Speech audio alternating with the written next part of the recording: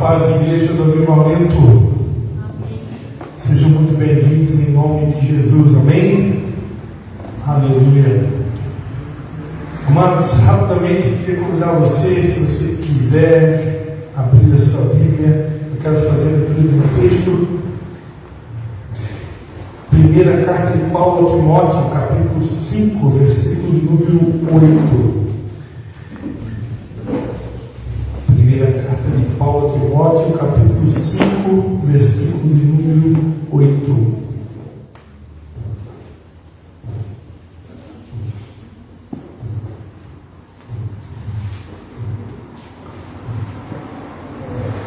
Primeira Timóteo 5, versículo 8. Quem achou, diga amém. Quem não achou, diga misericórdia.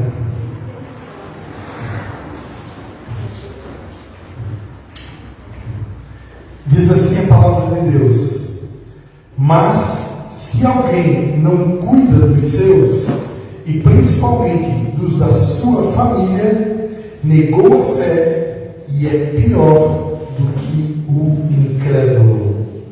Vou repetir: mas se alguém não cuida dos seus, e principalmente dos da sua família, negou a fé e é pior do que incrédulo. Amém, amados? Eu gosto sempre de dizer que esse texto aqui, ele representa um divisor de águas no meu ministério, né? Na minha chamada pastoral, na minha chamada ministerial. Eu vinha para cá conversando com o Marco Antônio exatamente sobre esse texto.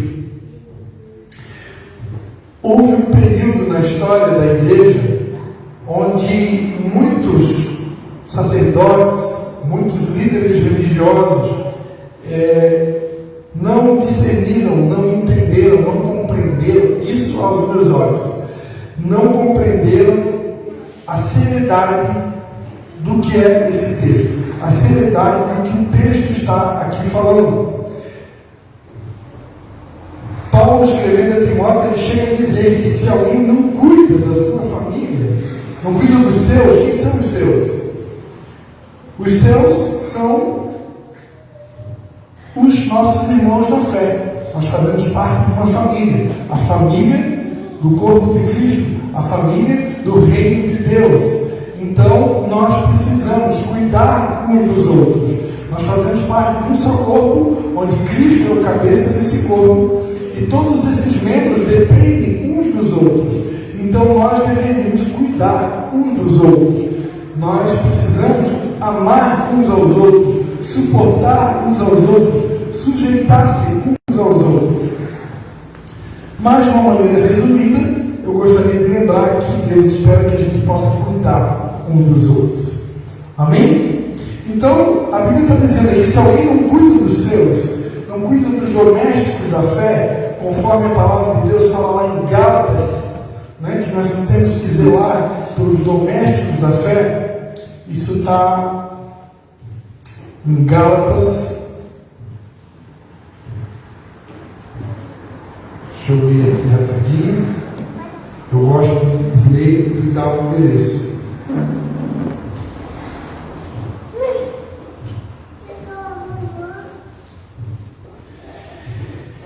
Em Gálatas 6, versículo 2, diz assim: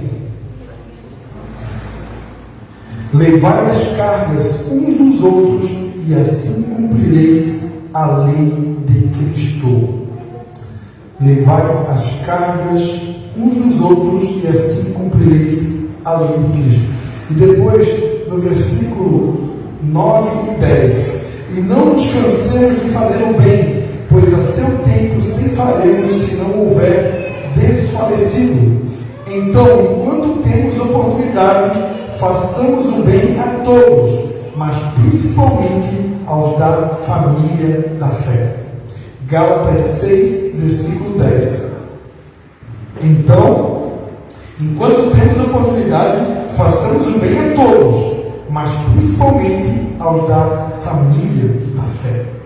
Então, a vontade de Deus é que a gente possa fazer o bem para todo mundo, praticar o bem sem olhar a quem, como dizia os antigos, mas principalmente os amigos da família da fé.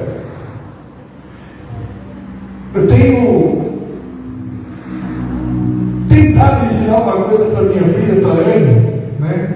A gente de vez em quando conversa um pouquinho sobre isso. A gente sabe que a geração atual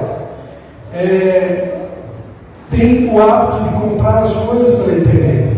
Então é muito comum que essa nova geração adquira quase que tudo pela internet, né? Então hoje a gente sabe que tem vários sites aí, como o Mercado Livre, o eBay e tantos outros, que eu não vou ficar aqui fazendo propaganda gratuita, e onde você pode comprar tudo que você quer pela internet. No entanto, eu creio, amados, eu tenho conversado isso com alguns irmãos, com alguns amigos, que se eu quero ver a minha cidade crescer, eu preciso adquirir o máximo que puder de coisas na minha cidade. Se eu quero ver o meu estado, o estado de Santa Catarina crescer, eu tenho que adquirir maior coisa que eu tenho necessidade de adquirir, de comprar para minha casa, para minha família e tal, dentro do estado de Santa Catarina. A mesma lógica vale para o Brasil. Se eu sou realmente um brasileiro, um patriota, um cidadão dessa pátria amada Brasil, eu quero ver o meu país crescer, não que seja uma regra absoluta, eu não posso comprar nada importado, mas eu deveria valorizar muito mais o que é fabricado aqui, o que é feito aqui. Isso é uma questão de protecionismo, uma questão de desejar a nossa pátria crescer.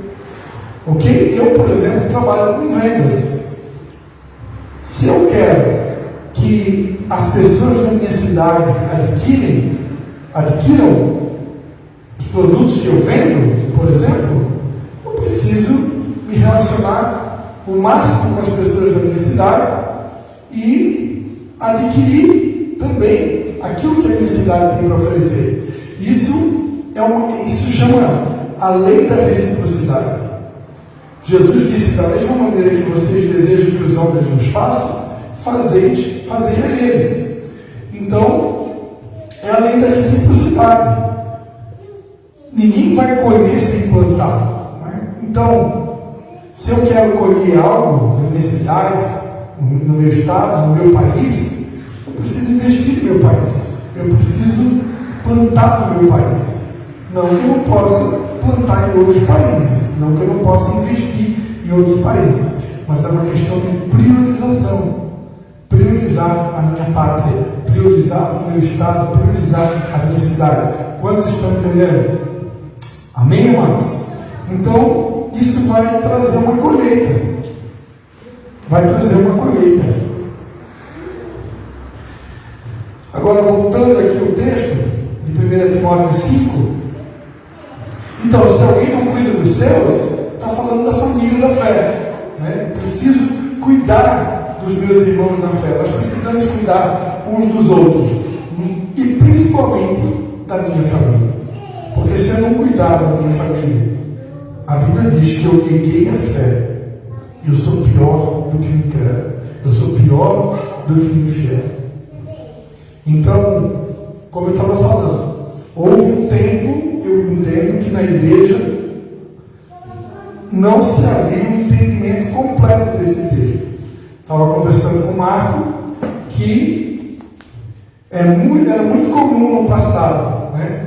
Pastores, sacerdotes, líderes religiosos se preocuparam em ter uma mega igreja, em ganhar milhares de almas para Jesus, e muitas vezes quem pagava o pato era a própria família, porque os filhos ficavam meio que abandonados, esposa meio que abandonada, marido meio que abandonado, e eu tenho certeza que essa não é a vontade de Deus.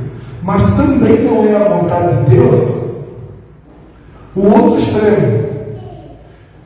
Tem aquele super marido, aquela super esposa, que ele quer ser o melhor marido do mundo, e a esposa quer ser a melhor esposa do mundo, quer ser a melhor mãe, quer ser o melhor pai, quer ser o melhor marido, quer ser a melhor esposa.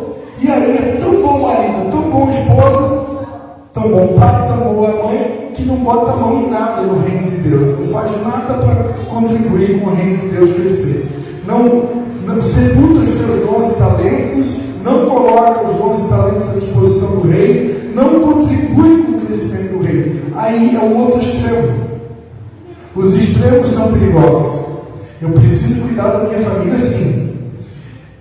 Zelar pela minha família é prioridade máxima. Mas eu também preciso cumprir o rito.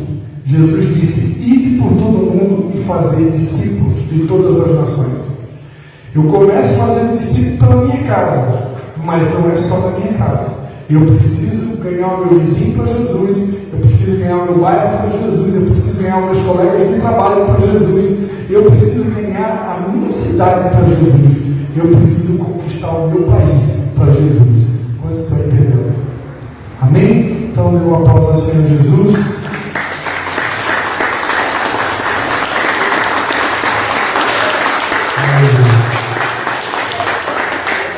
Eu vou parar por aqui, porque era para ser só uma palavra da abertura.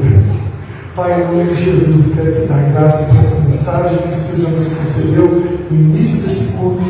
E nós queremos te pedir, Espírito Santo de Deus, fique à vontade no nosso meio. Fique à vontade no nosso meio. Que seja um culto, o Ministério do Louvor já pode vir para frente, amém?